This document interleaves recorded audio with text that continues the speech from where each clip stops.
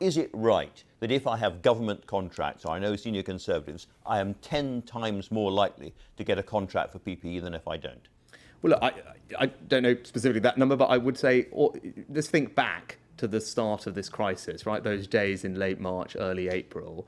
And you all remember, I'm sure, whether it was me or others on your show, we spent our time, desperately worried about Sure. PPE and everything else. And on the economic side, I was also reacting very quickly. So, but you just said to me, not at any cost, about Brexit. I put the same thing back to you when it comes to contracts. The Department of Health paid a company called Ayanda Capital £155 million for 50 million face masks, which couldn't fit government specifications and couldn't therefore be used. Was that a good use of government money? Well, so let's go back. Let's go back to that period when this is what dominated everything that we're talking about. And so, do I think at that moment the right thing, either on the economic side or on the health side, would have been to say, well, let's run a procurement process for 30 or 60 days, or do I think the right thing was to act fast? Whether it's on the economic side is what I did. I acted broadly and knowing that we were going to do things that were right for a crisis. I do believe that was the right thing to do. No one's against acting fast, but acting fast to buy face masks that don't work and spending all that kind of money on that,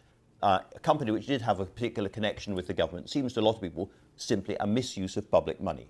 Well, I said, I wasn't involved in this particular contract. There's obviously a process that all these contracts go through. But when you're in the midst of a crisis and we're trying to ensure that we have enough PPE, whether it was for care homes at the time or the country more generally, it was right to try and do everything we can. And I'm not going to apologise for us reacting in that way.